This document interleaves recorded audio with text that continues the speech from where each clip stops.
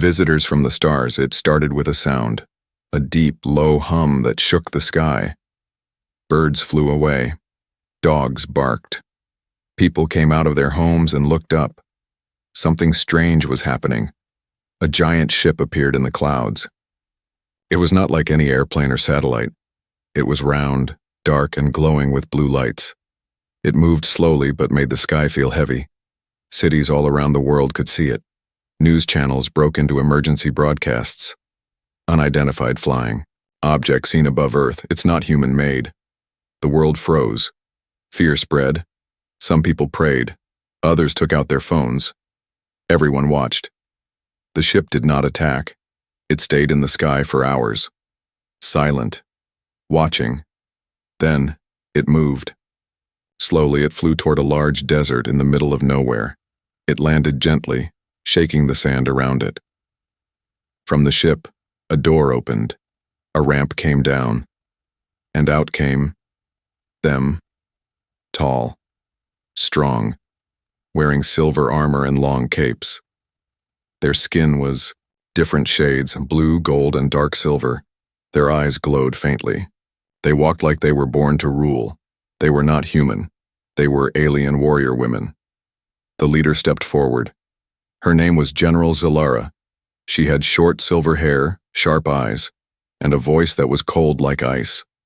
She looked straight into the camera drone flying nearby and spoke. "People of Earth," she said, "we come not to destroy. We come to laugh." The words echoed around the world. Every screen, every device, every TV now showed her. "We watched your world," she said. "We watched your leaders, your machines, your men, weak, soft, cowards. You fight small wars and think you are strong. You build tiny weapons and think you are smart. You are not ready for the stars." The world was silent. Nobody knew what to say. "We are warriors," she continued. "Born from fire, trained in pain. We came here to see your world for ourselves, and now we know Earth is a joke." One of her soldiers crushed a metal car with her hands. Another lifted a huge boulder and threw it like it was a toy. They laughed. "We will stay for some time," said Zalara. "We will watch, maybe fight, and then we will leave, with the story of a soft world and its weak men." The broadcast ended. Panic spread. Some people called for war. Some said Earth should surrender. Others said it was a test. Governments tried to contact the aliens, but they received no reply. For 3 days, the alien warriors explored Earth. They walked through cities, lifted tanks, mocked human soldiers. They never hurt anyone, but their message was clear. You are nothing. In a small, quiet town far from the desert, a man watched the news on an old TV. His name was Jack Rivers. Jack lived alone.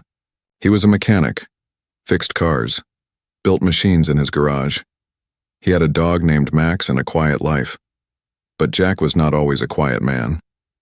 Years ago, he was a soldier, a good one. He had seen real war, real pain. He had saved lives. But after the war, he left that life behind. Now he was just a man with oil on his hands and scars on his heart.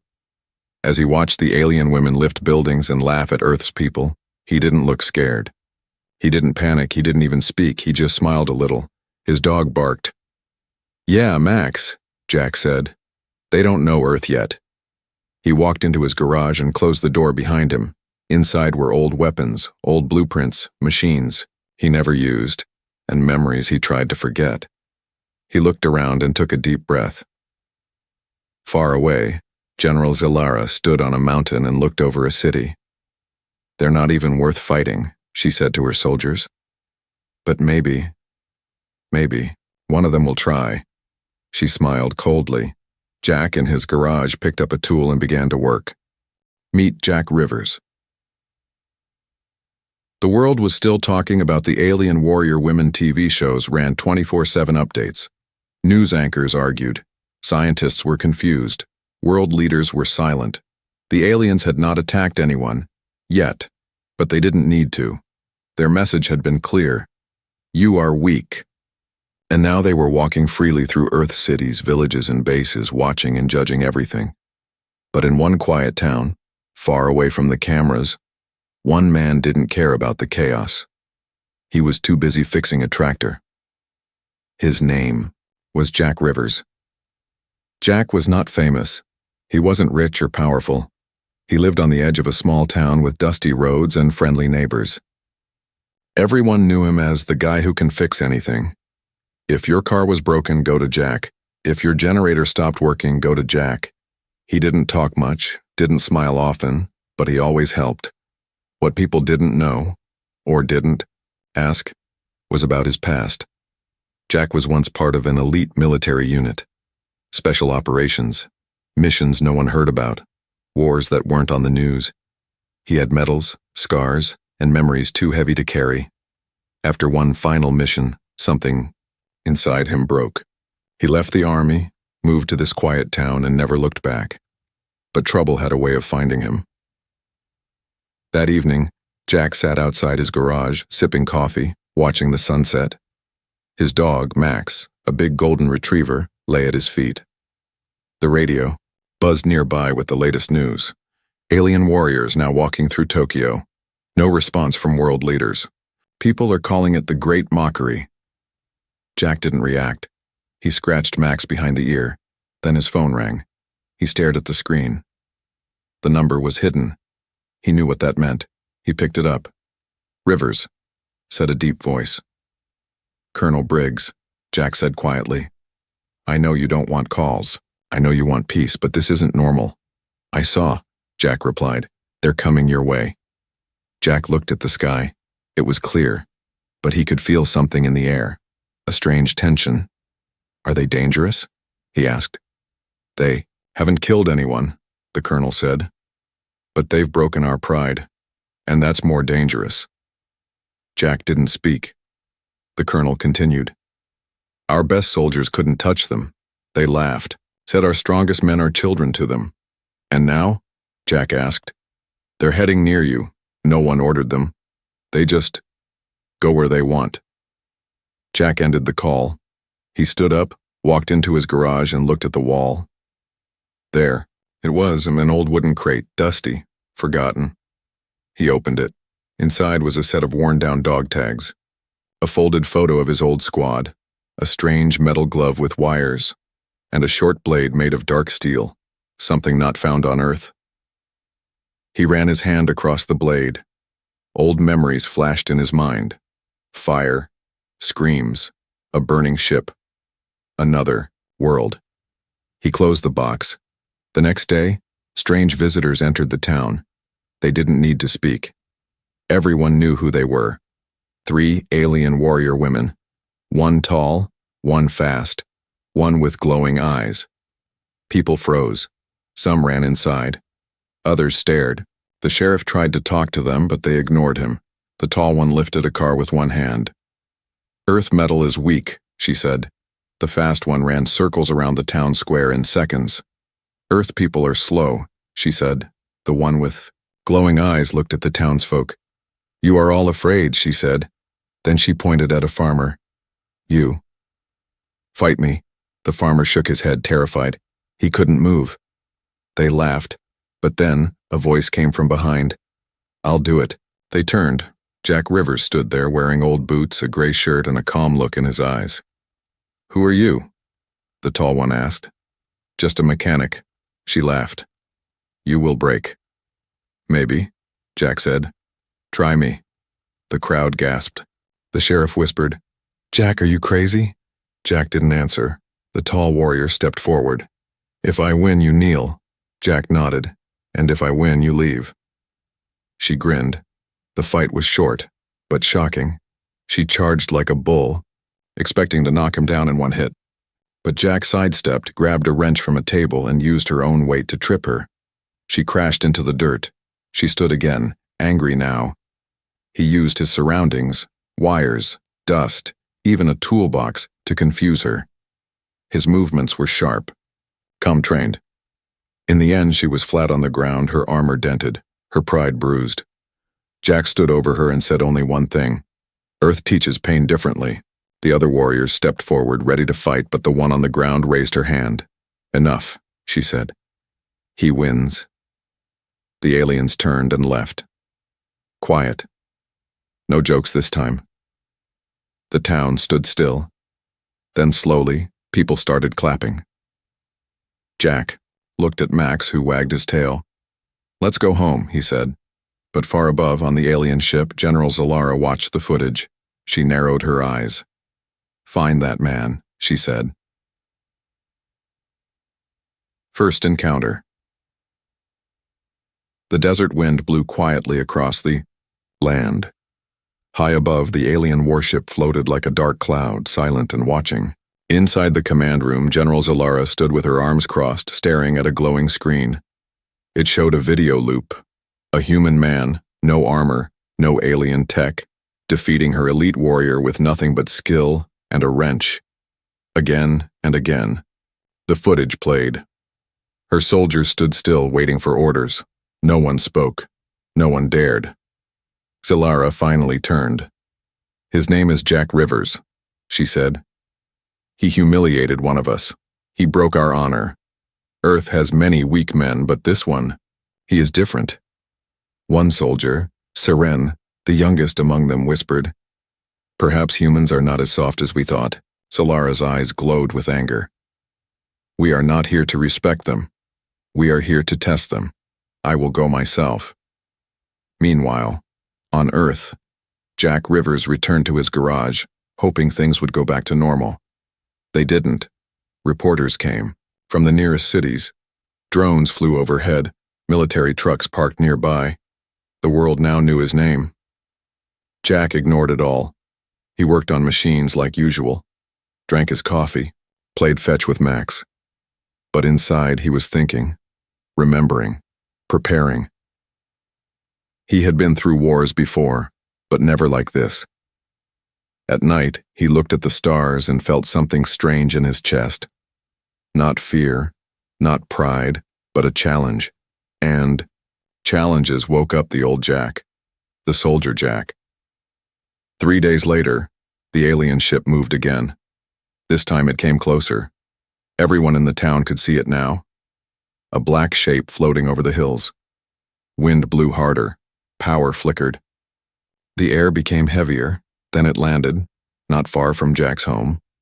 This time 6 warriors stepped out, followed by General Zalara herself. She didn't wear a helmet. Her hair moved with the wind like a silver flame. Her eyes scanned the land. She walked with slow, sharp steps like a lioness ready to strike. She looked at the soldiers. "Do not interfere." Then she walked alone toward the town square. Jack was already waiting. He stood near a water tower, hands behind his back, watching as she approached. Max sat beside him, growling low. Zalara stopped 5 feet away.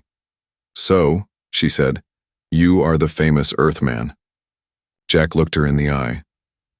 "I didn't ask for fame, but you asked for a fight." "No," Jack said calmly. "You brought it." Zalara looked around at the quiet town. "Is this your battlefield?" Jack nodded. "It's enough." She raised an eyebrow. "I have trained in gravity twice your worlds. I fought beasts with fire in their blood. You think this dirt and wind will protect you?" "No," Jack said. "But it listens to me." She laughed. "You speak like a warrior." "I used to be one."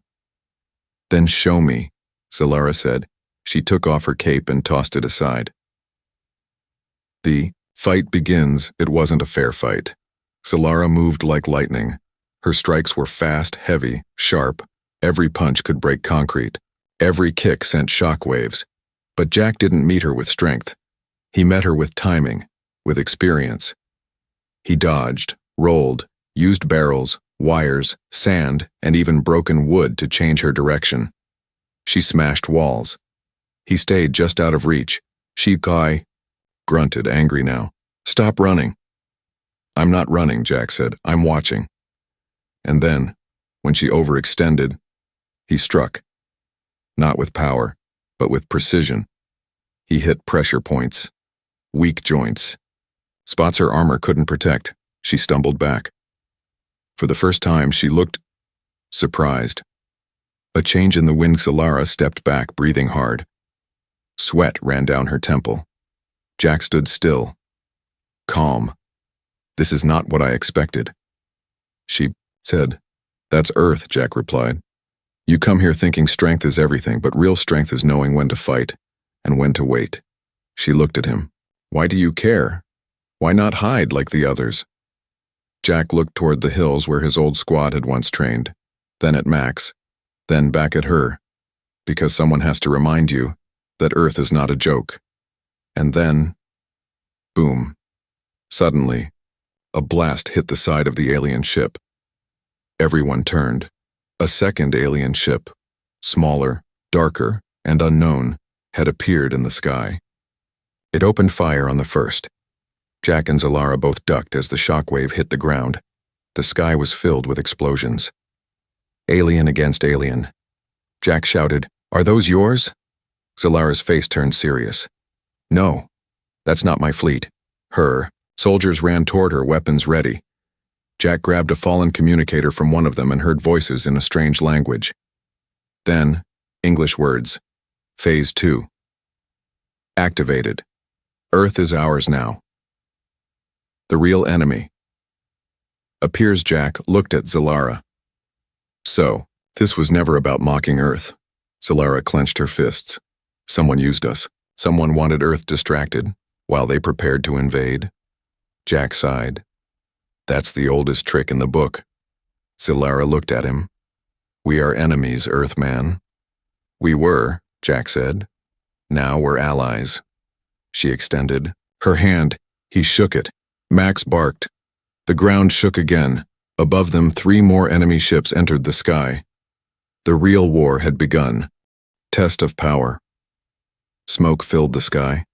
The enemy ships hovered over the desert town like vultures. Their black metal skins shimmered with red heat. Strange symbols glowed on their sides, not the same as Solara's warriors. These were different, darker, more ruthless. Inside Jack's garage, the ground shook as another blast hit nearby. Tools fell. Max barked, nervous. Jack grabbed his custom rifle, old but strong, and checked the battery. Across from him, General Solara slid her blade into a magnetic sheath. Her armor was scratched, her hair messy, but her eyes burned with fire. Jack looked at her. You ready for this? Solara smirked. I was born for this. She turned to her warriors. Form a defensive arc. Protect the town. No civilians. Harmed. Jack raised an eyebrow. Didn't expect you to care. I mock weakness, Solara said. But I don't kill the innocent. Jack nodded. Then let's fight like we both belong here. The enemy touches Earth. From the enemy ship they came, not women, not men, hybrids, tall armored beings, part flesh, part machine, with glowing red veins and twisted metal limbs. Their eyes had no pupils, only hunger. They didn't speak. They just charged. Dozens of them. The town had only a few Earth soldiers, mostly locals with small weapons. They were not trained for this. But Jack stood in the center of the road, rifle in hand, eyes steady. And beside him, 6 alien warrior women led by Solara. 2 worlds. 1 line of defense. The hybrids ran fast, howling like monsters. Jack knelt, down, aimed, and fired. The first hybrid's head exploded. Then a second. Then Solara leapt into the air, her blade spinning in a deadly arc, cutting through 2 enemies at once. It was chaos, but it was also war. 2 leaders, 1 battle. Jack didn't fight like a soldier anymore, and he fought like a strategist. He knew the land, he used the terrain. He led the townspeople to safe zones, helped build barricades using old farm gear, cars, metal doors. Every inch of ground mattered. Solara fought at the front line. She didn't give orders, she gave example. Her armor burned. Her arms bled, but she never stopped moving. Jack looked at her during a break in the fighting. You know, he said, you're not bad for someone who called us weak. Solara grinned, blood on her cheek. You're not bad for someone with no armor. They fought side by side, and the enemy started to fall back. A new twist. betrayal from within. But then, it happened. From the sky, another pod landed. Smaller, fast, sharp. Out of it stepped a familiar figure, one of Zalara's own commanders, Commander Vera. She wasn't alone. Behind her stood a group of alien warriors, traitors. Vera removed her helmet, revealing cold, silver eyes. "You're wasting time defending this planet," she said to Zalara. "It's weak, let it burn." Zalara stepped forward. "You swore to me, you swore to our code." "Our code?" Vera spat. "Our code is chains. These people have nothing. Their men are farmers, their leaders are clowns. Why protect them?" Jack raised his weapon. "You might want to choose your words," Vera laughed. "And this is the man you follow now? A rust-covered warrior with a dog?" Max growled low. "Better than a soldier with no honor," Jack said calmly. Then without warning, Vara attacked Daxalara versus Vara. Jack versus Elite Hybrid. The battle split. Zalara and Vara clashed swords, blades of plasma slicing the air. Sparks flew. Years of training matched blow for blow. "You've changed," Vara hissed. "No," Zalara said. "I just opened my eyes." At the same time, Jack was thrown into a fight with a giant hybrid elite, nearly 8 feet tall, covered in cybernetic armor, its hands like metal claws. Jack ducked, rolled, shot, and dodged, but the creature was fast. Smarter than the others. He led it through narrow alleys into the junkyard, and there he trapped it, using chains, fuel lines, and one old trick from his army days. He whispered, "Surprise." The trap exploded, and not enough to kill, but enough to burn it down. Jack limped out, coughing but alive. The turning point, Zalara finally disarmed Vara. Her blade rested on her neck. "Yield," she said. Vara growled. "To a weak world?" Zalara didn't move. "No, yield to a strong man who reminded me who I am." She stepped back. Vara looked at Jack, bleeding, covered in dust, limping, and for a moment, her pride cracked. She dropped her weapon. The remaining traitors followed. Jack's speech to the warriors later that night, around a campfire outside. The town, alien warriors and humans sat together for the first time. Some cooked, others repaired gear. A child handed a fruit to one of the warriors, who smiled awkwardly and accepted it. Jack stood before them. Zalara beside him, he spoke simply. "You came here to laugh at us, to mock our ways. You thought we were soft because we don't fly or shoot lasers, but strength isn't loud. It's not always shiny. It's what you do when things get dark." He pointed at the stars. "They're coming. More of them. This was just the start." He looked around. "If we stand alone, we lose. But if we stand together, Earth and beyond, they won't know what hit them." Silence. Then Zalara stepped forward. She raised her fist. "For Earth," she said. The warriors repeated it. "For Earth." Closing scene high in orbit. Enemy command watched the failure. A new voice, deep and cold, echoed across their ship. "Prepare Phase 3. If they want war, we'll show them extinction." Back on Earth, Jack closed his garage, Max by his side. Zalara stood nearby, her ship behind her. He looked at her. "This isn't over." "No," she said. "It's only just begun." Learning Earth. The warship no longer hovered with threat. Instead, it sat like a sleeping beast in the hills beyond the town, guarded but still. People had grown used to the sight. Some stared, with wonder, others with fear, but most now with curiosity. The alien warriors had saved them, fought beside them. And now, they stayed. A time of quiet, General Zalara remained alert, but she knew one thing clearly. The next wave of the enemy was coming. Stronger, smarter, deadlier. But right now, Earth was between storms. And in that silence, something strange happened. The warriors who had come to mock Earth now began to learn from it. They split into small teams and walked among the humans, not as conquerors, not as enemies, but as guests. Serene's Journey. A Warrior Meets. A child Saren was one of the youngest warriors. Her armor still shone and her sword was always sharp. She had never lost a battle, and she had never laughed until the day she got lost in the town. She ended up near a small farm. The land was open, green, and quiet. She didn't understand why anyone would live so far from war. What good was this place? Then she heard laughter. A small boy, no older than 7, ran across the field holding a wooden sword. Behind him was a dog, not Max, but a smaller one, barking with joy. He stopped when he saw Saren. His eyes went wide. For a moment he looked like he might run, but he didn't. He stepped closer and held out his wooden sword. "Want a duel?" he said. Saren stared. She had fought beasts with venom, shadows with claws, and machines with spikes. But she had never fought a child with pure joy in his eyes. She knelt slowly. "Show me," she said. He swung terribly. She blocked with her hand. They laughed.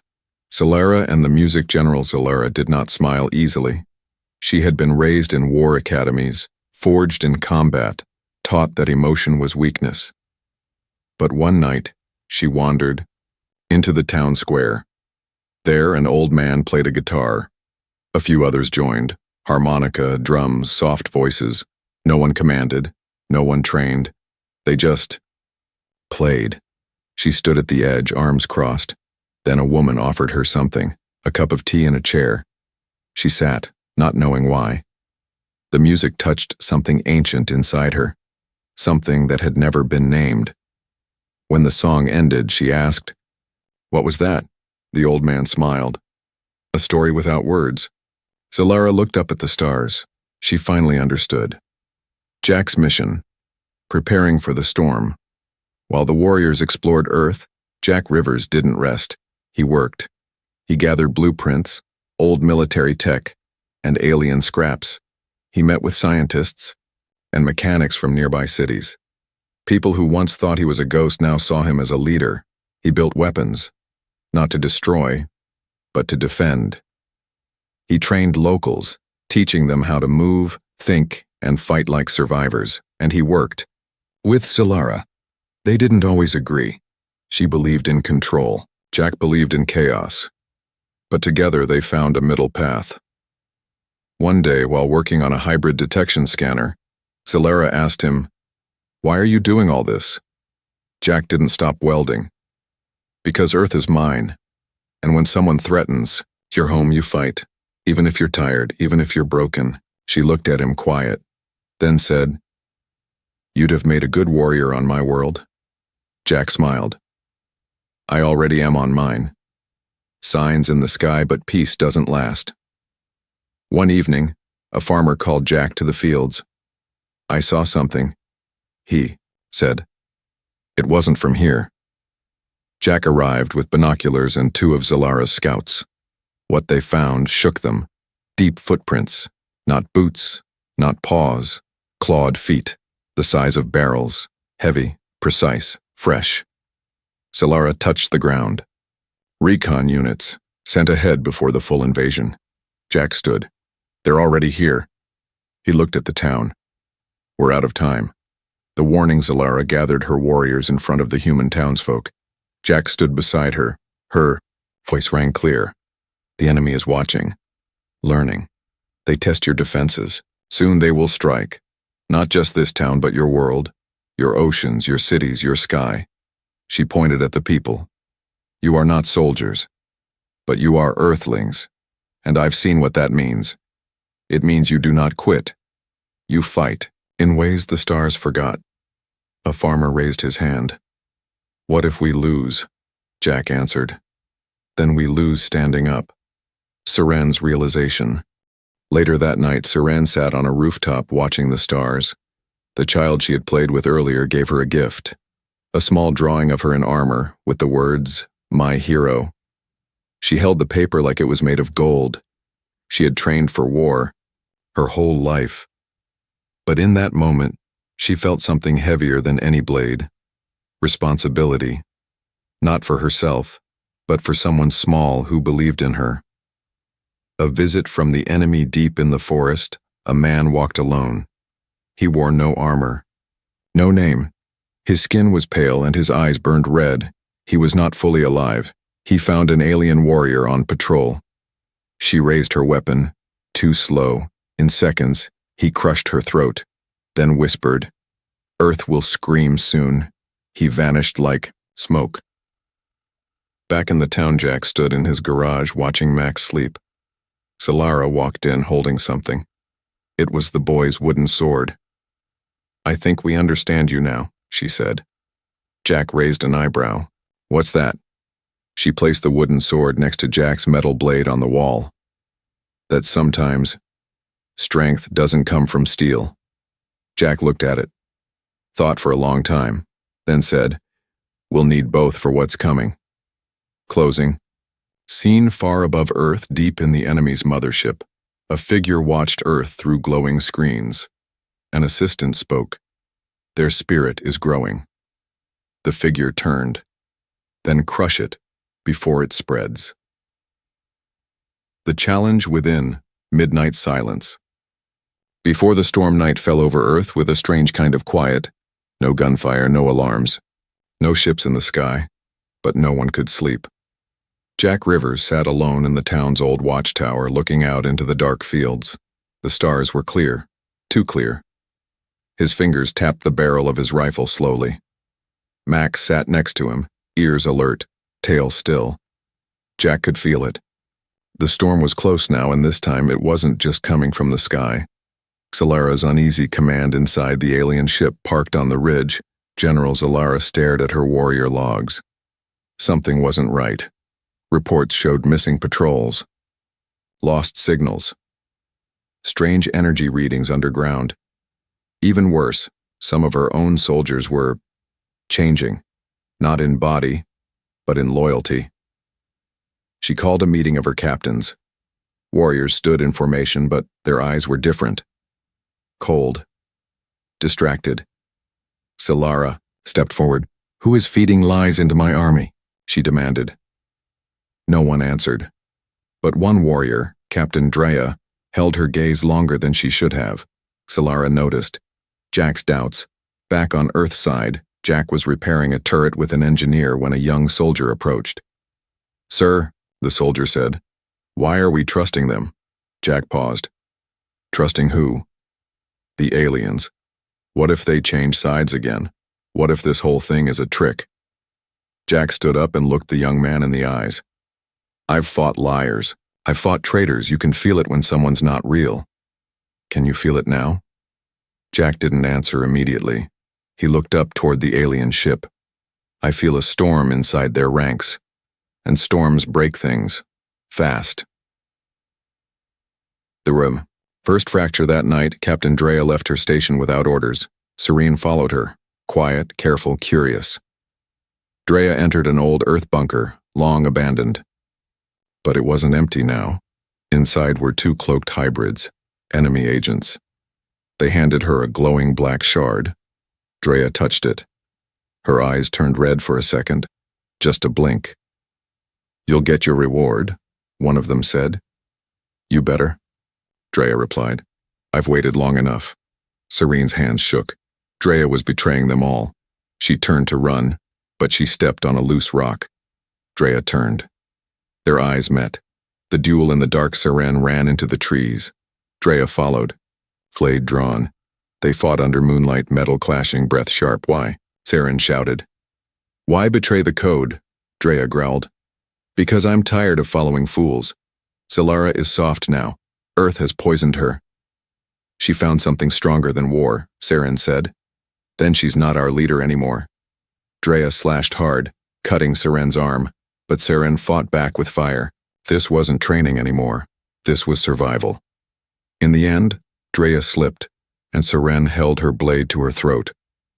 "You'll answer to Solara." Drea spat. "You're already too late." The trap is sprung by the time Seren got Drea. Back to base, the first explosion hit, not from above but from below. The ground near the town cracked open. Black mist poured out. Hybrid units, more advanced, more silent, crawled from underground hatches planted weeks earlier. It wasn't just invasion. It was sabotage from within. Drea had planted codes in their defense system. 3 turrets exploded. A comms tower fell. Jack heard the blasts from his watchpost. "They're here," he said quietly. Chaos across 2 worlds. The alien ship powered up its shields. Solara received the report from Seren and didn't hesitate. "Drea is a traitor. Lock her down. Send squads into the tunnels." "But General," one officer said, "the tunnels were closed centuries ago." "Not anymore." Jack's radio buzzed. "We've got enemies in the water plant, sir." "Send 2 units," Jack replied. Then his second radio crackled. "Jack, this is Solara. We've got breach points under the town. Your people are standing on the target zone." Jack didn't blink. "Then I guess it's time to dig them out." Underground held Jack, Solara, and a team of both humans and warriors entered the tunnels. It was dark, cold. The smell of old dust and new blood filled the air. They moved carefully, step by step, through tight passages. The deeper they went, the stranger it got. Alien symbols were glowing on the walls. Enemy symbols, not Solara's kind. The hybrids had been here longer than anyone guessed. Jack stopped. Something moved behind the wall. Not a machine. Not a soldier. Something bigger. Then the walls broke. The beast below it wasn't a hybrid this time. It was a biomech creature 20 feet long, part serpent, part tank. Eyes like burning coals. Skin made of shifting armor. It attacked fast, swallowing 1 soldier whole. Jack fired. Solara leapt onto its back. The beast smashed against the walls, trying to crush her. Jack grabbed a power drill, jammed it into the beast's neck port, and fired at the same time. The creature screeched, exploded. Silence followed. Solara dropped to the floor, breathing hard.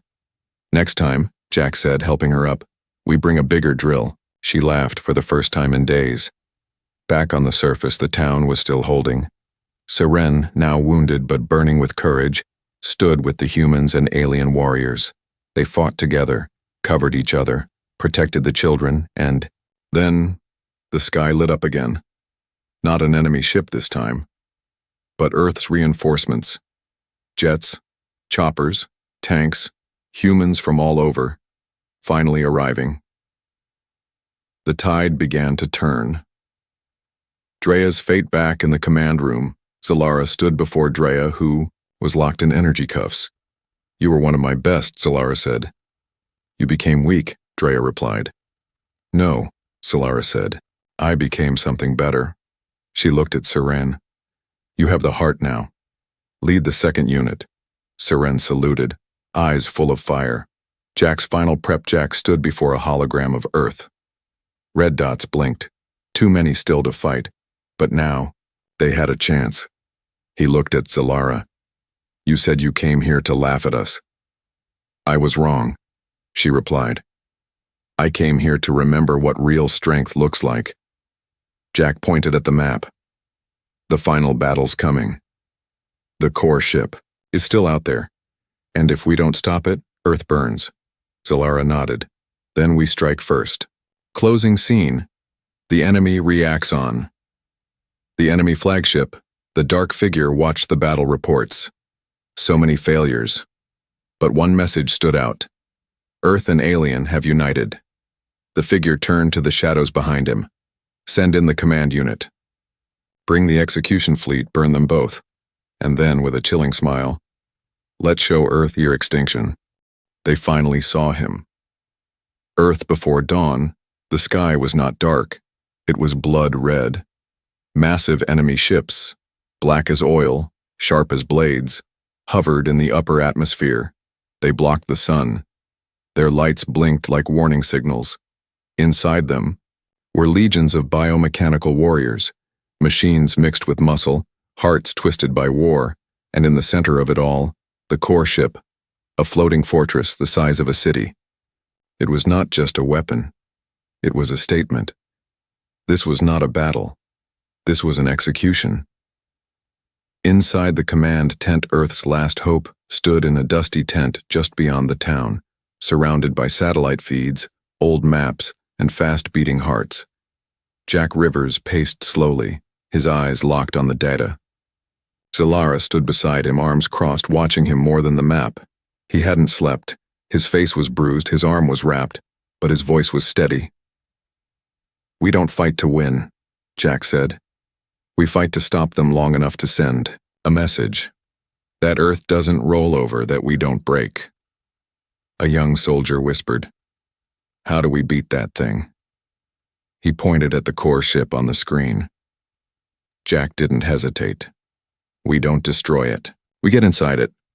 Everyone went silent. "You're going to board that thing?" Solara asked. "Not we," Jack said. "Me. The ghost plan." The plan was insane. Jack, Solara, and a tiny elite team would launch in a small stealth ship, 2, small to be noticed, and sneak into the core ship while the rest of Earth's forces created a distraction. Meanwhile, Earth's remaining fighters, human and alien, would fight together, unified under one banner for the first time in history. It was risky, it was stupid, but it was the only shot they had. Before the flight, before boarding the stealth ship, Jack walked the edge of the town one last time. He saw kids handing fruit to soldiers, dogs sleeping near tanks, old men painting a flag on the side of a house. Life, so fragile, so ordinary, so worth protecting. He knelt beside Max and gave him a deep rub behind the ears. "You stay," he said. "Guard the home." Max barked once, quite as if saying, "Come back." Jack stood, turned to the ship, and walked into legend. The final assault begins. The first wave came like thunder. Dozens of enemy dropships fell from the sky. Earth's fighters met them in midair. Jets, drones, even homemade rocket bikes. The alien warriors formed energy lines on the ground, creating a shield wall powered by ancient tech. Seren, now a captain, led a squad into a massive charge, shouting the first-ever Earth battle cry in alien tongue. People around the world tuned in. They didn't look away this time. Inside the beast, the stealth ship slipped into the core ship's underbelly, unnoticed. Dark. Hot, silent. Jack, Solara, and 4 others crept through the corridors, each step taking them deeper into the heart of death. The ship wasn't made like a machine. It was grown, with metal bones and breathing walls. Red veins pulsed. Strange whispers echoed. Jack whispered, "This ship's alive." Solara nodded. "And it hates us." They reached the central core, a massive chamber filled with energy, tubes, alien brains, and one single black throne. And on that throne sat the enemy commander, the architect. He rose, tall, not quite machine, not quite man. He had once been flesh, but now only revenge remained. "So," the architect said, voice calm, cruel. "You're the Earthman." Jack didn't answer. "You stopped my scouts, killed my spies, united a warrior queen, turned a laughingstock planet into a threat." Still, Jack said nothing. The architect smiled. "I came here to burn your world. But now, I want to break you." The final battle. The chamber exploded into chaos. Lasers, blades, fire. Solara dueled 2 elite guards, her blade flashing like lightning. Jack sprinted toward the core console, dodging blasts, sliding under cables, setting charges. But then, the architect moved. Fast, too fast, he struck Jack hard, sending him flying into a metal pillar. Jack hit the ground, blood in his mouth. "Still human," the architect said, standing over him. Jack coughed, slowly getting up. "Yeah," he said. "And that's your problem." He pressed a button on his wrist. The charges exploded, disabling the ship's power cells. The lights died. The shields dropped. Solara sliced the last enemy. Jack looked up at the architect. "Time's up." And then, from above, Earth's missile strike hit the core ship, the fall of the giant. The core ship trembled. Explosions ran through its body. Jack and Solara sprinted to the escape route. Behind them, walls cracked and machines screamed. "Idiot." The last second, a platform collapsed under Jack. He grabbed the edge. Solara reached for him. "Give me your hand." Jack looked up at her and smiled. "No. Go. Don't be stupid. I can't jump with this weight. I'll pull you down. Get out. Earth needs you." She hesitated. Then Jack said the words he never said. "Tell them I was worth seeing. The legend begins. The core ship exploded in the sky. People across the world looked up, saw the dark cloud break into light. The enemy ships, now leaderless, I fell from the sky like ash. The hybrids collapsed. The battle ended, but Jack never came back. 1 year later, the war was over. Earth rebuilt, stronger than ever. Alien allies helped terraform deserts. Humans helped upgrade alien systems with new ideas. A new alliance was born, not of power, but of respect. A statue was raised in the town where it all began. It showed a man in simple clothes, holding a wrench in one hand and a broken sword in the other. The base read, Jack Rivers, Earth's first legend. Final scene: Max lay quietly beside the statue. Serene placed a flower at the base. General Zilara stood behind them, now dressed not as a warrior, but as Earth's protector. A reporter asked her, what made him different? She paused, looked at the sky, and said softly, he was the first man we came to mock, and the last one we ever underestimated.